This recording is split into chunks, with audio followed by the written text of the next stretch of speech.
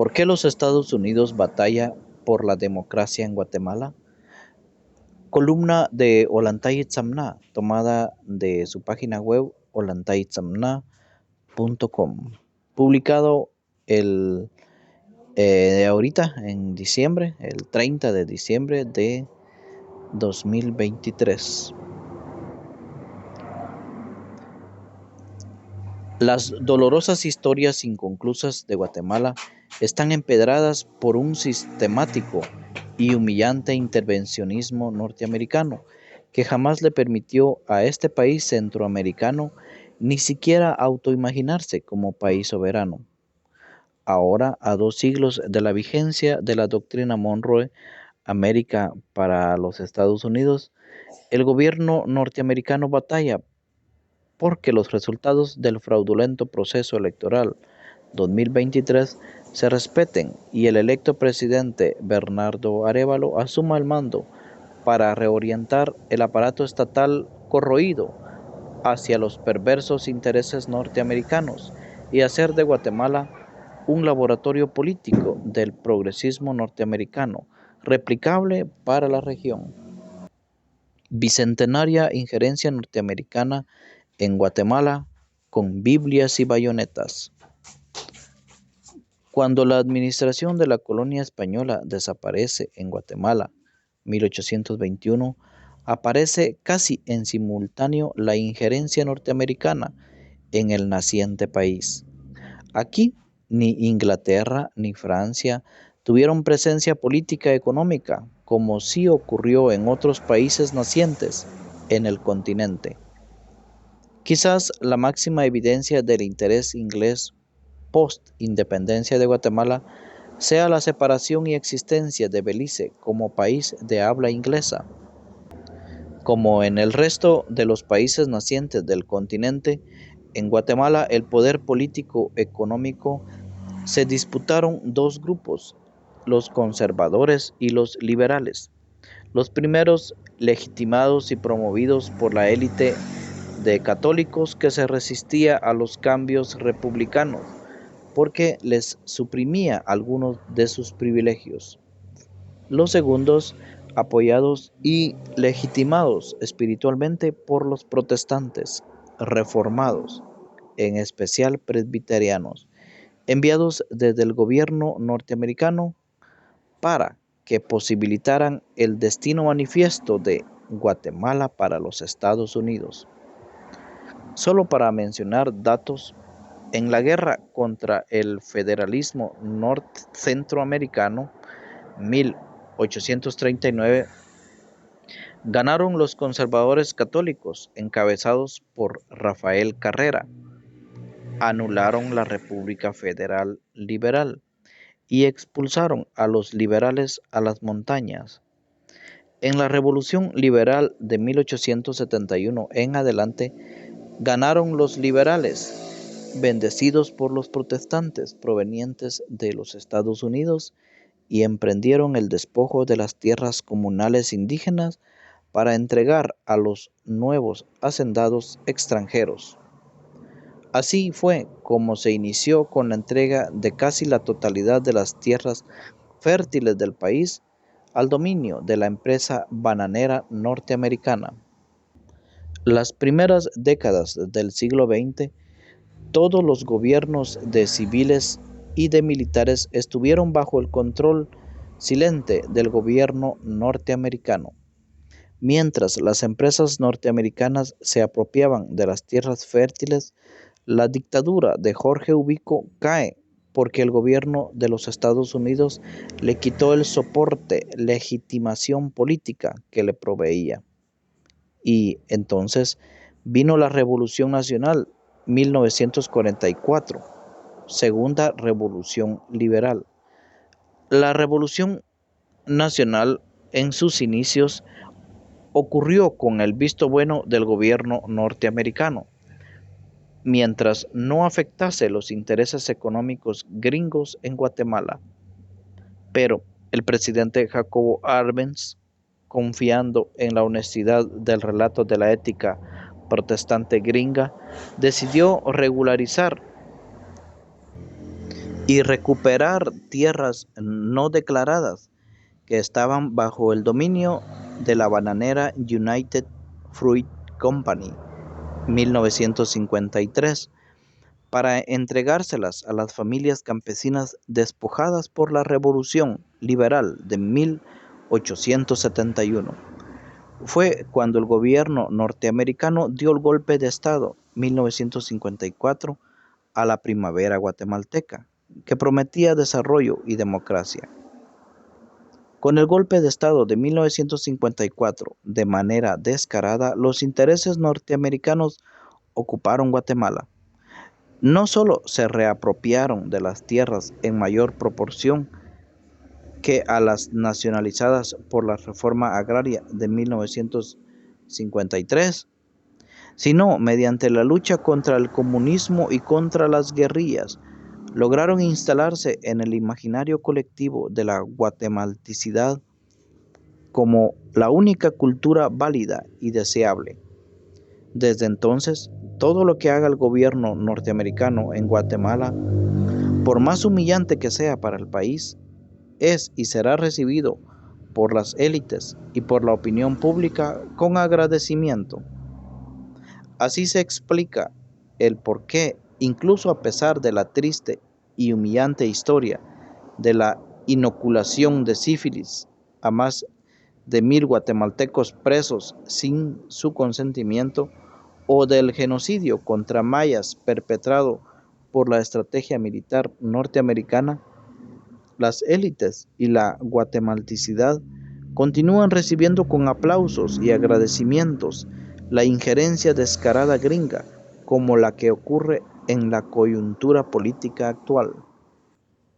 A nivel general, la patológica dependencia existencial de las élites y clases medias de Guatemala es tal que preferirían ir al infierno que quedarse sin visa gringa, impedidos de ingresar a los Estados Unidos.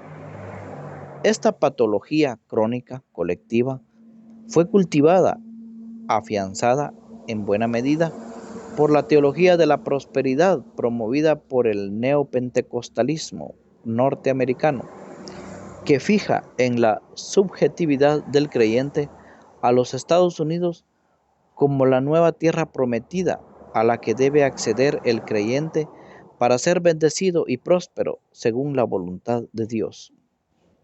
Recordemos que la justificación política del genocidio contra el pueblo maya y xil, década de los 80 del pasado siglo, perpetrado por el ejército Estado neopentecostal de Efraín Ríos Montt eran idólatras que practicaban sus ritos paganos.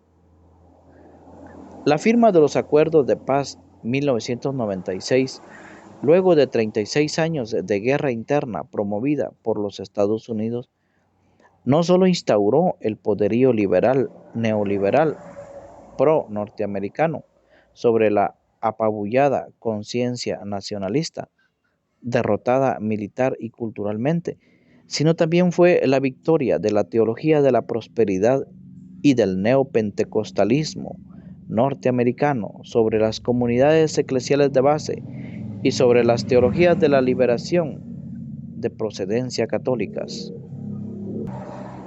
¿Por qué al verdugo bicentenario de Guatemala le interesa tanto la sucesión democrática en la institucionalidad formal de su víctima?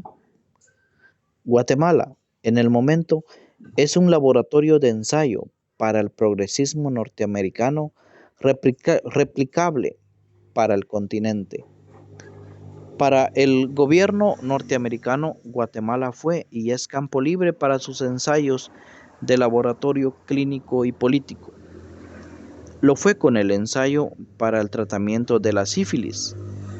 Lo fue con el genocidio de inspiración neopentecostal contra el comunismo. Hace 8 años fue con el cuento gringo de la lucha contra la corrupción.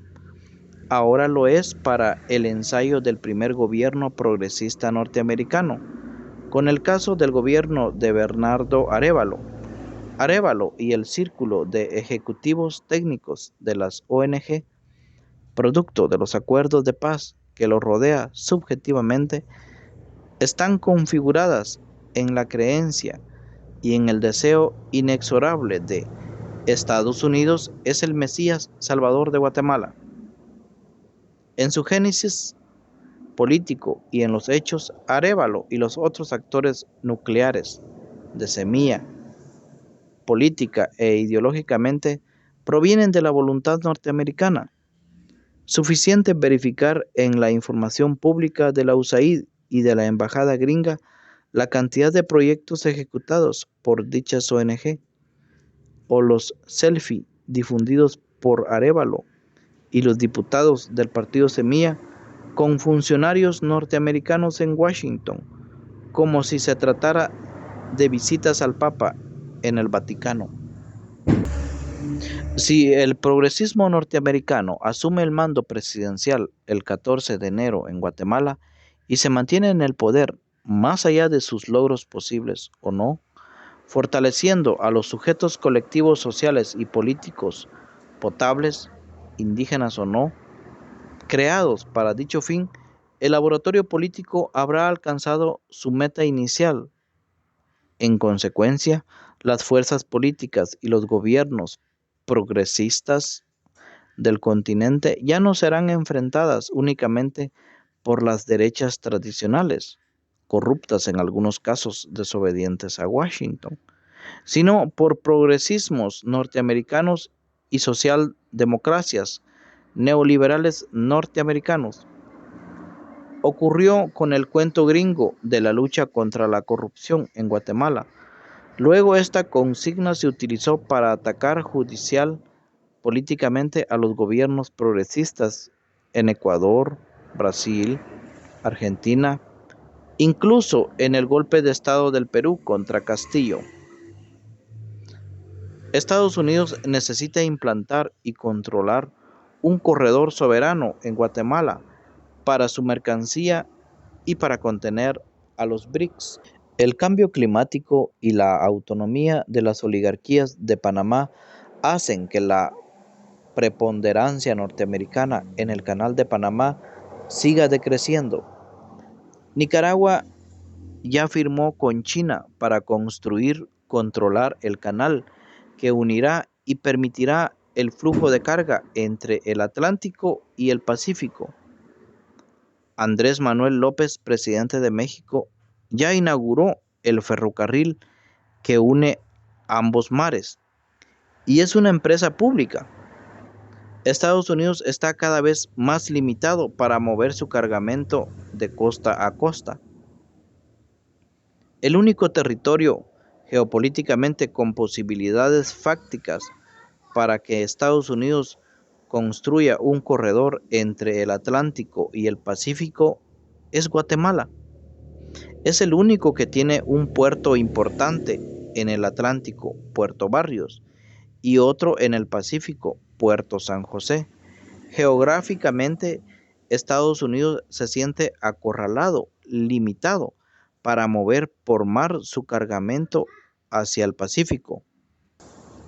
En el siglo pasado, Estados Unidos tenía control total del ferrocarril en Guatemala, que unía el Atlántico con el Pacífico, construido por United Fruit Company, pero como castigo a Guatemala por la nacionalización de las tierras acaparadas por la empresa bananera, hasta los rieles se lo llevaron los gringos. Además, políticamente el único resquicio de posibilidad que tienen los gringos para seguir con sus ensayos políticos para sus fines geopolíticos y contener el avance de la articulación comercial de Brasil, Rusia, India, China, Sudáfrica, BRICS, es Guatemala. Honduras y El Salvador andan más con China que con Taiwán, Estados Unidos. Nicaragua y México ni hablar. Belice, que rompió relaciones diplomáticas con Israel por el genocidio que comete en Palestina, geopolíticamente no es estratégico. Por donde se mire, la ardua tarea desplegada por el gobierno norteamericano y de sus apéndices, como la Organización de los Estados Americanos, OEA, por defender y hacer que ocurra la transferencia de mando presidencial el próximo 14 de enero, en un proceso electoral 2023 que Estados Unidos manipuló, impidiendo la participación electoral de fuerzas políticas antiimperialistas, tiene un objetivo y no necesariamente es la democracia para Guatemala, sino es garantizarse de las condiciones políticas necesarias para materializar un corredor soberano del Atlántico hacia el Pacífico y viceversa, para mover el cargamento norteamericano y al mismo tiempo que funcione como un muro de contención geopolítico contra el avance geográfico comercial de los BRICS.